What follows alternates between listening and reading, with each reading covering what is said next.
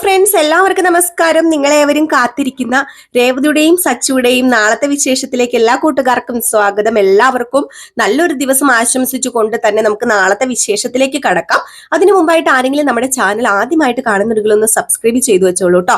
അതിനോടൊപ്പം മാക്സിമം എല്ലാവരും നമ്മുടെ വീഡിയോ ഇഷ്ടപ്പെടുകയാണെങ്കിൽ തീർച്ചയായിട്ടും ഒരു ലൈക്ക് അടിച്ചിട്ട് പോകാവുള്ളേ. അപ്പൊ നമുക്ക് നേരെ നാളത്തെ വിശേഷത്തിലേക്ക് തന്നെ കടക്കാം. അങ്ങനെ നമ്മുടെ ശ്രുതിയുടെ എല്ലാ നിയന്ത്രണവും വിട്ടു.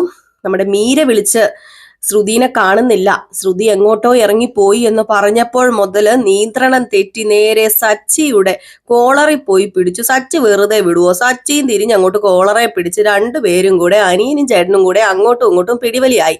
ഒരു തരത്തില് രവീന്ദ്രനും ചന്ദ്രയും ഒക്കെ വന്ന് പിടിച്ചു. രേവതി വന്നു, പിന്നെ വർഷയും ശ്രീകാന്തും ഒക്കെ ഉണ്ടായിരുന്നു. ഇതിനിടയിൽ രവീന്ദ്രൻ വന്നിട്ട് ചോദിച്ചു, നീ എന്താണ് ഈ കാണിക്കുന്നത്? നിങ്ങൾ അനിയനും ചേട്ടനും എന്നുള്ള കാര്യം നിങ്ങൾ മറക്കരുത്. അത് മറന്നാ നിങ്ങൾ ഈ പെരുമാറുന്നത്. എന്താ ഈ കുടുംബത്തിന് സംഭവിച്ചത്? സത്യം പറയാലോ സച്ചി, എനിക്ക് ദേഷ്യം വരുന്നുണ്ട്. പലതും കണ്ടില്ല കേട്ടില്ല എന്ന് നടിച്ച് ഞാൻ നടക്കുന്നതാന്ന് പറഞ്ഞപ്പോഴത്തേക്കും സച്ചു പറഞ്ഞു, അച്ഛൻ എന്തിനാ ഇത്രയ്ക്ക് ദേഷ്യം വരാന്? അച്ഛന് ദേഷ്യം വരാൻ പാടില്ല. അച്ഛന് കൂളാകച്ചാ. അച്ഛൻ ഇതൊന്നും ഓർത്തിട്ട് ടെൻഷൻ അടിക്കണ്ട. ഇവൻ ചെയ്ത തെറ്റിന് ഇവൻ അനുഭവിക്കണം. അതിന് അച്ഛൻ എന്തിനാ ടെൻഷൻ അടിക്കുന്നത്? ഡോക്ടർ പ്രത്യേകിച്ച് പറഞ്ഞതാ അച്ഛനോട് ടെൻഷൻ അടിക്കാൻ പാടില്ലെന്ന്. പിന്നെ ഇതൊക്കെ കണ്ടു കഴിഞ്ഞിട്ടുണ്ട്, പിന്നെ എങ്ങനെയാണ് ടെൻഷൻ അടിക്കാതിരിക്കുന്നത്? അപ്പോഴത്തേക്കാണ് നമ്മുടെ ശ്രുതി പറഞ്ഞത്, എനിക്ക് വേറെ ഒന്നും അറിയണ്ട, എനിക്ക് എന്റെ ഭാര്യയെ കാണണം. അവളെ കാണുന്നില്ല, അവള് വീട് വിട്ട് ഇറങ്ങിപ്പോയി. അവളില്ലാതെ ഞാൻ ജീവിച്ചിരിക്കത്തില്ല. ഇവൻ ഒറ്റ ഒരുത്തൻ കാരണമാ. അപ്പോഴത്തേക്കാണ് നമ്മുടെ ചന്ദ്ര കയറി ഇടപെടുന്നത്. ചന്ദ്ര പറഞ്ഞു, അല്ലെങ്കിലും ഇവൻ ഇങ്ങനെയാണല്ലോ, ഇവൻ ഈ കുടുംബം മുട്ടിച്ചേ അടങ്ങത്തുള്ളൂ. ഇവൻ എന്ന് എന്റെ വയറ്റില് ജന്മം എടുത്തോ അന്ന് തുടങ്ങിയത് എന്റെ കഷ്ടകാലം. ഞാൻ രവിയേട്ടനോട് പറഞ്ഞതല്ലേ രേവതിനെയും സച്ചിനെയും എന്ന് പറയാൻ തുടങ്ങിയപ്പോഴത്തേക്കും തന്നെ രവീന്ദ്രൻ നിർത്ത് ചന്ദ്ര എന്ന് പറഞ്ഞു. അപ്പോഴത്തേക്ക് സച്ചു വന്നിട്ട് എന്ത് പറഞ്ഞു? രേവതിനെ സച്ചിനെ എന്താ അമ്മ പറഞ്ഞത്? അമ്മ എന്താ പറഞ്ഞതെന്ന് ഇപ്പം പറഞ്ഞോ? അത് പിന്നെ ഒന്നുമില്ല മോനെ എന്ന് പറഞ്ഞപ്പോഴത്തേക്കും ചന്ദ്ര പറഞ്ഞു, നിങ്ങൾ രണ്ടും ഈ വീട്ടിലുള്ളതേ ഈ വീട്ടിന്റെ മുടിയ ബാധകളാ. നിങ്ങൾ രണ്ടുപേരും ഇവിടെ നിന്ന് ഇറക്കി വിട്ടിക്കഴിഞ്ഞാൽ സമാധാനം കിട്ടുന്നു. അപ്പോഴത്തേക്കും അതാണോ ഇത്ര വലിയ കാര്യം? ഈ വീട്ടിലെ മുടിയ ബാധ ആരാണെന്ന് എല്ലാവർക്കും മനസ്സിലായല്ലോ. അതുകൊണ്ട് തന്നെയാണല്ലോ സ്നേഹം മൂത്ത് ഭാര്യ ഇവിടെ നിന്ന് ഇറങ്ങിപ്പോയത്. ഇത് കേട്ടപ്പോഴത്തേക്കും വീണ്ടും നമ്മുടെ ശ്രുതിക്ക് ദേഷ്യം വരുമോ? ശ്രുതി പറഞ്ഞു, ദൈവമേ, ഞാൻ എന്തെങ്കിലും കടുങ്കൈ ചെയ്യും. എന്റെ ശ്രുതിനെ എനിക്ക് കാണണം, എനിക്കിപ്പൊ കണ്ടേ പറ്റൂ എന്ന് പറഞ്ഞപ്പോഴത്തേക്കും നമ്മുടെ ശ്രീകാന്തും പറഞ്ഞു കേട്ടോ, വേണ്ടായിരുന്നു സച്ചേട്ടൻ ചെയ്തു മോശമായി പോയി. കാരണം വേറെ ഒന്നുമല്ല, സുധിയേട്ടൻ ചെയ്തത് തെറ്റും കാര്യങ്ങളൊക്കെ തന്നെയാണെങ്കിലും എല്ലാവരുടെയും മുമ്പിൽ വെച്ച് ഇത് അവതരിപ്പിക്കണ്ടായിരുന്നു എന്ന് പറഞ്ഞപ്പോ വർഷയും പറഞ്ഞു, അതെ ശ്രീകാന്ത് പറഞ്ഞതിനോടാ ഞാൻ യോജിക്കുന്നത്. നിങ്ങൾക്ക് സത്യം പറഞ്ഞ നേരവും കാലവും സമയവും ഒന്നും അറിയില്ല. നിങ്ങൾക്ക് വേറെ ആരോടെങ്കിലും ഇത് പറയായിരുന്നല്ലോ, അതുവഴി എങ്ങനെയെങ്കിലും ഒക്കെ പറഞ്ഞ് സോൾവ് ആക്കായിരുന്നല്ലോ ഈ പ്രശ്നം. അല്ലാതെ പബ്ലിക് ആയിട്ട് ശ്രുതി ചേച്ചി ഒരുപാട് വേദനിച്ചിട്ടാ ഇവിടെ നിന്ന് ഇറങ്ങിപ്പോയിരിക്കുന്നത്. ഇനിയിപ്പോ ശ്രുതി ചേച്ചിയുടെ മാനസികാവസ്ഥ എങ്ങനെയാണെന്ന് പോലും പറയാൻ പറ്റത്തില്ലാത്തൊരു രീതിയാ. ഇങ്ങനെയൊക്കെ ഇറങ്ങിപ്പോയിട്ട് വേറെ എന്തെങ്കിലും ചെയ്താല് എന്ന് പറയുമ്പോഴത്തേക്കും പെട്ടെന്ന് നമ്മുടെ ശ്രുതി, അയ്യോ എന്റെ ഭാര്യ, എനിക്ക് എന്റെ ഭാര്യനെ ഇപ്പം കാണണം. അയ്യോ എന്റെ ശ്രുതി, എനിക്ക് ഇപ്പം കാണണം, ഞാൻ പോവാ, ഞാൻ ഇറങ്ങി പോവാ, എനിക്ക് എന്റെ ഭാര്യനെ കണ്ടുപിടിക്കണം എന്നൊക്കെ പറഞ്ഞപ്പോഴത്തേക്കും രവീന്ദ്രൻ പറഞ്ഞു, എടാ നീ സമാധാനമായിട്ടിരിക്കുക, ഒരു കാര്യം ചെയ്യ, ഈ വീട്ടിൽ നിന്നാ ഒരു പെങ്കൊച്ചിനെ കാണാതായിരിക്കുന്നത്. അതിന്റെ ഉത്തരവാദിത്തം ഈ വീട്ടിലെ ഓരോരുത്തർക്കും ഉണ്ട്. പ്രത്യേകിച്ച് സച്ചി, നിനക്ക്. നീ കണ്ടുപിടിച്ചു കള്ളം, അത് ശരിയാണ്, കണ്ടുപിടിച്ചു, അത് വീട്ടിൽ വന്ന് പറഞ്ഞു, അതൊക്കെ ശരിയാണ്. പക്ഷെ അതിനൊരു രീതി ഉണ്ടായിരുന്നു. നീ പറയേണ്ട രീതിയിലും അപ്പുറമാ പറഞ്ഞത്. ഒരു പെണ്ണിന് സഹിക്കാവുന്നതിലും അപ്പുറമാണ് തന്റെ ഭർത്താവിനെ കുറിച്ച് ഇങ്ങനെയൊക്കെ കേൾക്കുമ്പം. അതുകൊണ്ടാണല്ലോ ഇപ്പം ശ്രുതി ഇവിടെ നിന്ന് ഇറങ്ങി പോയിരിക്കുന്നത്. അപ്പൊ ഇതിന്റെ പൂർണ്ണ ഉത്തരവാദിത്വം സച്ചി നിനക്കും ഉണ്ടെന്ന് പറഞ്ഞു. അപ്പോഴത്തേക്കും സച്ചി അങ്ങോട്ട് തട്ടിക്കയറാൻ തുടങ്ങിയപ്പോ ചന്ദ്ര പറഞ്ഞു, നിർത്തറ, നീ കാരണം തന്നെയാടാന്നൊക്കെ പറഞ്ഞിങ്ങനെ തുടങ്ങി. അപ്പോഴത്തേക്കാണ് നമ്മുടെ രേവതി പറഞ്ഞത്, അത് പിന്നെ ഞാനൊരു കാര്യം ചോദിച്ചോട്ടെ, സച്ചേട്ടൻ പറഞ്ഞത് തെറ്റൊക്കെ തന്നെയാണ്. പക്ഷേ സച്ചേട്ടൻ ഇങ്ങനെ കുറ്റപ്പെടുത്തരുത്. കാരണം ഞങ്ങളൊക്കെ എങ്ങനെ കുറ്റപ്പെടുത്താതിരിക്കും? എനിക്ക് പറയാനുള്ളത് ഞാൻ പറഞ്ഞായിരുന്നു. കാരണം അതുപോലെ സച്ചേട്ടനെ കുത്തി വേദനിപ്പിച്ചിട്ടുണ്ട്. സച്ചേട്ടന് ഒരു ദിവസം ജോലി ഇല്ലാതിരുന്നപ്പോ ഇവിടെ എന്തൊക്കെയായിരുന്നു പ്രകടനം നടത്തിയത്? അതൊന്നും ആരും മറക്കില്ലല്ലോ. എന്റെ മനസ്സിലെ മുറിവും സച്ചേട്ടന്റെ മനസ്സിലെ മുറിവും അങ്ങനെ പെട്ടെന്ന് ഉണങ്ങുന്നാണോ എല്ലാവരും ഓർത്തിരിക്കുന്നത്? ഞങ്ങൾക്ക് പെട്ടെന്ന് ഉണങ്ങാനുള്ള കഴിവുണ്ട്, ബാക്കി എല്ലാവർക്കും അതില്ല. അതാണോ അച്ഛൻ പറഞ്ഞു വരുന്നത്? അതാണോ പ്രശ്നം? എന്നൊക്കെ ഇങ്ങനെ ചോദിച്ചു കഴിഞ്ഞപ്പോഴത്തേക്കും മോളുടെ വികാരം ഞങ്ങൾക്കറിയാം, മനസ്സിലാകും. ഈ അച്ഛൻ ആരെക്കാൾ കൂടുതലും മോളുടെ മനസ്സിലെ വിഷമം മനസ്സിലാകും. പക്ഷേ ഇപ്പൊ ഏതായാലും നമ്മൾ അതൊന്നും ഓർത്തിരുന്നിട്ട് കാര്യമില്ല. നമ്മുടെ വീട്ടിൽ നിന്നാണ് ഒരു പെൺകുട്ടീനെ കാണാതായിരിക്കുന്നത്. അതുകൊണ്ട് തന്നെ അവന്റെ കൂടെ സച്ചി, നീ ചെല്ലടാ, അവന്റെ കൂടെ ചെന്ന് എവിടെയാണെന്ന് വെച്ചാൽ കണ്ടുപിടിച്ചോണ്ട് വാ, അതാ ഇപ്പം വേണ്ടെന്ന് പറഞ്ഞപ്പോ ഓഹോ അത് കൊള്ളാം, എന്റെ ഭാര്യനെ കാണാതെ പോയാൽ ഞാൻ പോയി നോക്കാം, ഇതിപ്പോ ഇവന്റെ ഭാര്യനെ കാണാതെ പോയിട്ട് ഞാൻ പോയി നോക്കണം എന്ന് പറഞ്ഞു കഴിഞ്ഞിട്ടുണ്ടെങ്കിൽ അത് കുറച്ച് മോശമല്ലേ അച്ഛാന്ന് പറഞ്ഞപ്പം അത് മോശമൊന്നുമല്ല, നീ കാരണമാണോ ഇപ്പൊ ഇതൊക്കെ സംഭവിച്ചത്, എന്തു ആയിക്കോട്ടെ നീ കാരണമല്ലേ, അപ്പൊ പിന്നെ നീ ഒരു കാര്യം ചെയ്യ്, നീ ചെല്ല് അവന്റെ കൂടെ ചെല്ല്, അത് പിന്നെ അച്ഛാ എന്റെ ഓട്ടവും ചാട്ടവും ഒക്കെ പിന്നെ ആകാലോ നമുക്ക്, നീ ഇപ്പൊ ചെല്ല് അവന്റെ കൂടെ ചെല്ല്, ഡീസൽ അടിക്കാൻ പൈസ വേണോ നിനക്ക്, അത് പിന്നെ പൈസയുടെ ഒന്നും അല്ല അച്ഛാ എന്നാ പറഞ്ഞത്, നീ അവന്റെ കൂടെ ചെല്ലാൻ പറഞ്ഞു. അങ്ങനെ നമ്മുടെ സച്ചിക്ക് ആ ഒരു അവസ്ഥ ഏറ്റെടുക്കേണ്ടി വരികയാണ്, ഒരവസ്ഥ എന്ന് തന്നെ പറയണം, കാരണം വല്ലാത്തൊരവസ്ഥയായിപ്പോയി. അങ്ങനെ ശ്രുതിയുടെ കൂടെ പോവുകയാണ് കേട്ടോ. അങ്ങനെ വണ്ടിയിലിരുന്ന് അങ്ങോട്ടും ഇങ്ങോട്ടും ഒക്കെ നോക്കുക, റോഡിന്റെ സൈഡിലൊക്കെ നോക്കുന്നുണ്ട്, കാണുന്നൊന്നും ഇല്ല കേട്ടോ. അതിനിടയിലാണെങ്കിൽ നമ്മുടെ ശ്രുതി ഫോൺ മാറി മാറി വിളിച്ചു നോക്കുകയാണ്, 2 സിം എങ്ങാണ്ടുണ്ട്, അതിന് മാറി മാറി വിളിച്ചിട്ട് സ്വിച്ച് ഓഫാ. അപ്പൊ സച്ചി പറഞ്ഞു, നീ എന്തിനാടാ ആ സ്വിച്ച് ഓഫ് ആയ ഫോണിലേക്ക് വിളിക്കണത്, സ്വിച്ച് ഓഫാ, അതിനി സ്വിച്ച് ഓൺ ആവില്ല ഇന്നൊന്നും, നീ വെറുതെ എന്തിനാ ആ ഫോണിലേക്ക് വിളിച്ച് വെറുതെ നിന്റെ സമയം കളയുന്നത്, ഏതായാലും നിന്റെ ഭാര്യ കാണാതെ പോയി, ഭാര്യ പോയ വിഷമത്തോടു കൂടി ഇരിക്കുന്ന എന്റെ ചേട്ടൻ എന്നൊക്കെ ഇങ്ങനെ പറഞ്ഞ് കുത്തി കുത്തി വേദനിപ്പിക്കുകയാണ് കേട്ടോ നമ്മുടെ സുധീനെ. ഇതിനിടയ്ക്കാണ് സച്ചിക്ക് പെട്ടെന്നൊരു ഓട്ടം വരുന്നത്. അപ്പൊ ഒരാൾ വിളിച്ചിട്ട് ഹലോ ഇവിടെ വരെ വരാമോ എന്ന് ചോദിച്ചപ്പോഴത്തേക്കും എന്തിനാന്ന് ചോദിക്കുകയാണ്. അപ്പം കുറച്ച് ദൂരെയാണ് പോകാനുള്ളതെന്ന് പറഞ്ഞപ്പം അയ്യോ അത് പിന്നെ എന്റെ ചേട്ടന്റെ ഭാര്യയെ കാണുന്നില്ല, മിസ്സിങ്, ഭാര്യ ഇറങ്ങിപ്പോയി, അവരെ തപ്പി കണ്ടുപിടിച്ചോണ്ടിരിക്കുക, ഇതിനിടയ്ക്ക് ഞാൻ എങ്ങനെയാ ചേട്ടാ വരുന്നത് എന്ന് ചോദിക്കുകയാണ്.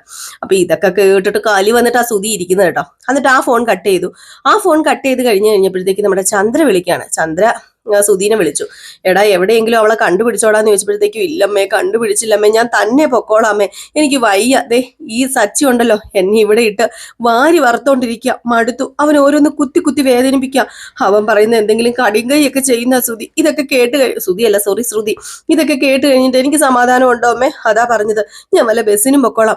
അയ്യോ മോൻ ബസ്സിനൊന്നും പോണ്ട, അത് പിന്നെ മോൻ തന്നെ പോയി ശരിയാവില്ല, അതെ അവൻ അങ്ങനെയൊക്കെ പറയും, മോൻ മൈൻഡ് ചെയ്യാതിരിക്കുക, ഏതായാലും ശ്രുതി എവിടെയാണെന്ന് കണ്ടുപിടിച്ചോണ്ട് വരണം. അയ്യോ ആ മലേഷ്യയിലെ ശ്രുതിയുടെ അച്ഛനെങ്ങാണം, അയ്യോ എനിക്ക് ഓർത്തിട്ട് പേടിയാവുക, അവരെങ്ങാനും അറിഞ്ഞു കഴിഞ്ഞിട്ടുണ്ടെങ്കിൽ നമ്മുടെ സ്റ്റാറ്റസ് മുഴുവൻ പോയെന്ന് കൂട്ടിക്കൊണ്ടാ മതി, അതുകൊണ്ട് മോൻ എങ്ങനെയെങ്കിലും സഹിച്ചു പിടിച്ചിരിക്കാൻ പറയാം. ഇതിനിടയിലാണ് പെട്ടെന്ന് സുധിയുടെ ഫോൺ ബെല്ലടിക്കുന്നത്. അപ്പൊ സുധിയുടെ ഫോൺ ബെല്ലടിക്കല്ല കേട്ടോ, സുധി അങ്ങോട്ടേക്ക് വിളിക്കുക ബ്യൂട്ടി പാർലറിലെ ഒരു സ്റ്റാഫിനെ. അങ്ങനെ ബ്യൂട്ടി പാർലറിലെ ഒരു സ്റ്റാഫിനെ വിളിച്ചിട്ട് അതേ ശ്രുതി അവിടെ ഉണ്ടോ എന്ന് ചോദിച്ചപ്പോഴത്തേക്കും ഇവിടെ ഉണ്ടായിരുന്നു എന്നിങ്ങനെ പറഞ്ഞപ്പോൾ ഉണ്ടോ, എങ്കിൽ പിന്നെ ഞങ്ങൾ അങ്ങോട്ട് വരിക. അയ്യോ സാറേ ശ്രുതി ചേച്ചി ഇവിടെ ഉണ്ടായിരുന്നു, പക്ഷെ ഇപ്പൊ ശ്രുതി ചേച്ചി ഇവിടെ ഇല്ല, ശ്രുതി ചേച്ചി എവിടെയോ വണ്ടിയൊക്കെ വിളിച്ച് ബുക്ക് ചെയ്യുന്ന കേട്ടു, കുറച്ച് പൈസയും എടുത്തോണ്ട് പോയായിരുന്നു ഇവിടുന്ന്. അപ്പോഴത്തേക്കും പെട്ടെന്ന് ഇത് കേട്ട് കഴിഞ്ഞപ്പോഴത്തേക്കും നമ്മുടെ സച്ചി പറഞ്ഞ് പൈസ എടുത്തോണ്ട് പോയെന്നോ, എടാ നിന്റെ കൂടെ കിടന്ന് അവർക്ക് നിന്റെ സ്വഭാവം പിടിച്ചോടാ, അല്ലെ നീയാണല്ലോ ഈ എടുത്തോണ്ടൊക്കെ ഓടുന്നത് എന്നിങ്ങനെ പറയാണ്. അപ്പോഴത്തേക്കും അപ്പുറത്തെ ആ സ്ത്രീ അവിടെ നിന്ന് പറഞ്ഞു, അത് പിന്നെ ഇന്ന സ്ഥലത്തേക്കാണ് പോയത്, അങ്ങോട്ടേക്കാണ് വണ്ടി ബുക്ക് ചെയ്തിരിക്കുന്നതെന്ന്. അപ്പൊ ഫോൺ കട്ട് ചെയ്തിട്ട് സുധി ഇങ്ങനെ പറയാ സച്ചിയോട്, ഇതാണ് സംഭവം എന്ന്. അങ്ങോട്ടേക്ക് പോകാനോ, അല്ല ഇവളെന്തിനാ അങ്ങോട്ടേക്ക് പോകുന്നത്, ഏതായാലും നോക്കാം, ഇനിയിപ്പോ അവിടം വരെ വണ്ടി ഓടുകയെന്ന് വെച്ചാൽ ഡീസൽ ഇല്ല, ഞാൻ രേവതിനെ ഒന്ന് വിളിക്കട്ടെ എന്ന് പറഞ്ഞ് രേവതിനെ വിളിക്കുകയാണ്. അങ്ങനെ രേവതി എടുത്തു. രേവതി ചോദിച്ചു, എന്താ ശ്രുതിനെ കണ്ടോന്ന് ചോദിച്ചപ്പോഴത്തേക്കും കണ്ടില്ല, നീ ഒരു കാര്യം ചെയ്യാം, അവിടെ ഇരിക്കുന്ന കുറച്ച് പൈസ എടുത്തോണ്ട് വാ, ഏതായാലും ഒരു സ്ഥലം വരെ പോണം എന്ന് പറഞ്ഞ സ്ഥലത്തിന്റെ പേര് പറഞ്ഞപ്പോഴത്തേക്കാണ് പെട്ടെന്ന് രേവതി പറഞ്ഞത്, അയ്യോ സച്ചേട്ടാ ആ സ്ഥലം നമ്മുടെ ആദിക്കുട്ടന്റെ അമ്മയുടെ വീടല്ലേ, ആദിക്കുട്ടന്റെ അമ്മയും കൂടി ആ സ്ഥലത്തല്ലേ താമസിക്കുന്നത്. അതെങ്ങനെയാ ശരിയാകുന്നത്, ആദിക്കുട്ടന്റെ വീട് നമ്മുടെ അച്ഛമ്മയുടെ വീടിന്റെ ആ ഭാഗത്തല്ലേ, അയ്യോ അത് ആദിക്കുട്ടന്റെ ചിറ്റയുടെ വീട്, അമ്മയുടെ അനിയത്തിയുടെ എങ്ങാണ്ട് വീടാ, അതല്ലെന്നേ, ആദിക്കുട്ടന്റെ വീട് അവിടെയാന്ന് പറഞ്ഞ് ഞാൻ കേട്ടിട്ടുണ്ട്, ആദിക്കുട്ടന്റെ അമ്മ അത് പറഞ്ഞ് ഞാൻ കേട്ടിട്ടുള്ളതെന്ന് പറയുമ്പോഴത്തേക്കും ആണോ, ഏതായാലും അങ്ങോട്ടേക്ക് എങ്ങാണ്ടാ കയറി പോയെന്ന് പറയുന്ന കേട്ടത്, ഒരു കാര്യം ചെയ്യാം രേവതി നീ പെട്ടെന്ന് വരാൻ പറഞ്ഞു. ആ സ്പോട്ടിൽ തന്നെ രേവതി ചെന്നു കേട്ടോ. രേവതി കയറി ചെന്നപ്പോഴത്തേക്കും ഫ്രണ്ടിൽ ഇരിക്കുന്നത് സുധിയാണ്. സുധി ഫ്രണ്ടിൽ ഇരിക്കുന്നത് കൊണ്ട് നമ്മുടെ രേവതി പുറകിലേക്ക് കയറാൻ തുടങ്ങി. അപ്പോഴത്തേക്ക് സച്ചു പറഞ്ഞു, എടാ ഇറങ്ങടാന്ന് പറഞ്ഞു. ഇറങ്ങാനോ, എങ്ങോട്ടേക്ക്, അതെ എന്റെ പെണ്ണുമ്പുള്ള വന്നു, ഇവളുടെ സീറ്റാണിത്, നീ പുറയിലേക്ക് പോയിരിക്കാൻ പറഞ്ഞു. അങ്ങനെ നമ്മുടെ സുധീനെ ഫ്രണ്ടിൽ നിന്ന് പുറയിലേക്ക് മാറ്റി രേവതിനെ ഫ്രണ്ടിൽ ഇരുത്തിയിട്ട് ഇവർ യാത്ര തുടരുകയാണ്. അങ്ങനെ നമ്മുടെ സച്ചു പറയും, അല്ല സാധാരണ വഴക്ക് കൂടി കഴിഞ്ഞിട്ടുണ്ടെങ്കിൽ എല്ലാവരും സ്വന്തം അമ്മയുടെ വീട്ടിലല്ലേ പോകുന്നത്, ഇവളെന്തിനാ അങ്ങോട്ടേക്ക് ബസ് കയറി പോയത് എന്നിങ്ങനെ സച്ചു ചോദിക്കുക. സച്ചിയുടെ ആ ഒരു നിരീക്ഷണമൊക്കെ ഓർത്തോണേ, കറക്റ്റ് ആയിട്ടുള്ള കാര്യങ്ങളാണ്. അപ്പോഴത്തേക്ക് നമ്മുടെ രേവതി പറഞ്ഞു, അത് പിന്നെ അല്ല രേവതി, നീ അങ്ങനെയല്ലേ ചെയ്യുന്നത്, നീ നിന്റെ അമ്മയുടെ വീട്ടിൽ പോയി നിന്റെ വിഷമങ്ങളൊക്കെ പറഞ്ഞ് കരയുമല്ലേ ചെയ്യുന്നത്. ആര് പറഞ്ഞു ഞാൻ കരയുന്നു നിങ്ങൾ കണ്ടോ, അല്ല അങ്ങനെയാണല്ലോ സ്വാഭാവികമായിട്ടും. എങ്കിൽ അങ്ങനെയല്ല, എനിക്ക് കരയേണ്ട കാര്യമൊന്നുമില്ല. അത് പിന്നെ അവിടെ എന്തെങ്കിലും റിലേറ്റീവ്സും എല്ലാം കാണുമായിരിക്കും. ചിലപ്പം ശ്രുതിയുടെ അമ്മയുടെ വീട് ആ ഭാഗത്ത് വല്ലതും ആണെങ്കിലോ, അമ്മയില്ലാത്ത കുട്ടിയല്ലേ, അമ്മയില്ലല്ലോ, മരിച്ചു പോയതല്ലേ എന്നൊക്കെ പറയാണ്. അപ്പൊ ഇതിനിടയ്ക്ക് നമ്മുടെ സച്ചിയോ വല്ലാത്ത വിശപ്പ്, എങ്കിൽ പിന്നെ നമുക്ക് വല്ല ഹോട്ടൽ പറഞ്ഞു വല്ല ഫുഡോ കഴിച്ചിട്ട് പോയാലോ എന്നിങ്ങനെ പറയുമ്പോൾ ശ്രുതി പറഞ്ഞു, ദേ എന്റെ പൊന്നു സച്ചി, നീ ഒന്ന് വണ്ടി വിടുന്നുണ്ടോ? മനുഷ്യൻ ഇവിടെ വിശപ്പുമില്ല, കുടിയില്ല, ദാഹവും ഇല്ലാതെ ഇരിക്കുമ്പോഴത്തേക്കുവാ അവന്റെ ഒരു വിശപ്പ്. ആഹാ, അത് കൊള്ളാം, നിന്റെ ഭാര്യ പോയെന്നും പറഞ്ഞോണ്ട് എന്റെ ഭാര്യ പോയിട്ടില്ല, എന്റെ ഭാര്യ എന്റെ അടുത്ത് തന്നെയുണ്ട്, എനിക്ക് വിശപ്പും ദാഹവും എല്ലാം ഉണ്ട്, പിന്നെ ഞങ്ങൾ പട്ടിണി കിടന്ന് നിന്റെ കൂടെ വരണം എന്ന് പറഞ്ഞ് അവിടെ എങ്ങാണ്ട് ഇറങ്ങി എന്തോ മേടിച്ച് നമ്മുടെ രേവതിയും സച്ചിയും കഴിച്ചോണ്ട് പോവുകയാണ്. സമാധാനമില്ലാതെ ശ്രുതി പുറകിലും ഇരിക്കുവാണ് കേട്ടോ. അങ്ങനെ ഇവര് വണ്ടിയിൽ നിന്ന് പോയി ആ ഒരു നാട്ടിലെത്തുകയാണ്. ആ ഒരു നാട്ടിൽ ചെന്നു. ആ ഒരു നാട്ടിൽ ചെന്ന് കഴിഞ്ഞപ്പോഴത്തേക്കും അവിടെയുള്ള കുറെ പേരോടൊക്കെ ഇങ്ങനെ ചോദിക്കുകയാണ്, ഫോട്ടോയൊക്കെ കാണിച്ചിട്ട് ഓട്ടോ ഡ്രൈവർമാരോടും അവിടെ നിന്ന് ചേച്ചിമാരോടും ഒക്കെ കുറെ പേരോട് ചോദിക്കുമ്പോഴത്തേക്കും ആർക്കും അറിയില്ല എന്നൊക്കെ തന്നെ ഇങ്ങനെ പറയുന്നു. ഏതായാലും എന്തോ നമ്മുടെ ശ്രുതിയുടെ ഭാഗ്യം കൊണ്ടായിരിക്കാം എല്ലാവരും അറിയില്ല എന്ന് പറയുന്നത്. ആരെങ്കിലും അറിയുമെന്ന് പറഞ്ഞിട്ട് ഡീറ്റെയിൽസ് മുഴുവൻ അറിയുവാണെങ്കിൽ നമ്മുടെ ശ്രുതിയുടെ കള്ളത്തരം പൊളിഞ്ഞേനെ. ഏതായാലും പിന്നെ കാണിക്കുന്ന സീൻ എന്ന് പറഞ്ഞാൽ വേറൊന്നുമല്ല, നമ്മുടെ ശ്രുതി ഓടിക്കാറി കൂവി നേരെ അമ്മയുടെ അടുത്തേക്ക് ചെല്ലുകയാണ്. അങ്ങനെ നമ്മുടെ ശ്രുതിയുടെ അമ്മേനെ കെട്ടിപ്പിടിച്ച് കരയുകയാണ്. ശ്രുതി വന്നതുകൊണ്ട് തന്നെ പെട്ടെന്ന് അമ്മയ്ക്കൊന്നും മനസ്സിലാവുന്നില്ല. അമ്മ ചോദിക്കും, മോളെ എന്താ നിനക്ക് പറ്റിയത്, നീ എന്താ ഒരു മുന്നറിയിപ്പും ഇല്ലാതെ വന്നത്, എന്താ സംഭവിച്ചത്, പറ മോളെ എന്നിങ്ങനെ പറയാണ്. ഏതായാലും പറയാനൊക്കെ തുടങ്ങുന്ന ഈ ഒരു ഭാഗമൊക്കെ കാണിച്ചിട്ടാണ് നമ്മുടെ വിശേഷം നാളെ അവസാനിക്കാൻ പോകുന്നത് കേട്ടോ. ഏതായാലും ഇനിയിപ്പോ അങ്ങോട്ടേക്ക് നമ്മൾ ആകാംക്ഷയുടെ മുൾമുനയിൽ തന്നെ നോക്കിയിരിക്കേണ്ട കുറച്ച് സന്ദർഭങ്ങളും സീനുകളും ഒക്കെയാണ് വരാൻ പോകുന്നത്. കാരണം അവിടെ വെച്ച് നമ്മുടെ ആദിയെ കാണുന്നു. ആദി സച്ചിയെയും സുധിയെയും രേവതിയെയും വീട്ടിലേക്ക് വിളിച്ചുകൊണ്ട് പോകുന്നു. ആ വീട്ടിൽ തന്നെ നമ്മുടെ ശ്രുതിയും ഉണ്ട്. പക്ഷെ ഇതറിയുന്നില്ല സുധിയും സച്ചിയും രേവതിയും. നമ്മുടെ ശ്രുതി ആ വീട്ടിൽ ആരും ആണെന്ന് അറിയുന്നില്ല. പക്ഷെ നമ്മുടെ ശ്രുതിയുടെ വിഷമങ്ങളും സങ്കടങ്ങളും ഒക്കെ അവിടെ അമ്മയോട് അയവിറക്കി പറയുകയാണ് കേട്ടോ, എന്റെ ഭാര്യനെ ഞാൻ ഒരുപാട് സ്നേഹിക്കുന്നുണ്ട് അമ്മ എന്നൊക്കെ പറയാണ്. അതുമല്ല, ഈ ശ്രുതിയുടെ അമ്മയ്ക്ക് ശ്രുതിയോട് ഒരു പ്രത്യേക സ്നേഹവും വരുവാ. തന്റെ മരുമകനാണല്ലോ, ആദ്യമായിട്ടാണല്ലോ കാണുന്നത്, അപ്പൊ ആ ഒരു സ്നേഹവും വരുന്നുണ്ട്. അതുപോലെ തന്നെ സംസാരിക്കുന്നതൊക്കെ ഉണ്ട് ശ്രുതിയോട്. ഏതായാലും ശ്രുതിയുടെ സങ്കടങ്ങളൊക്കെ കേട്ട് കഴിയുമ്പോഴത്തേക്കും ഇത് മാറി നിന്ന് കേൾക്കുന്ന ശ്രുതിയും കൂടെ ഉണ്ടല്ലോ.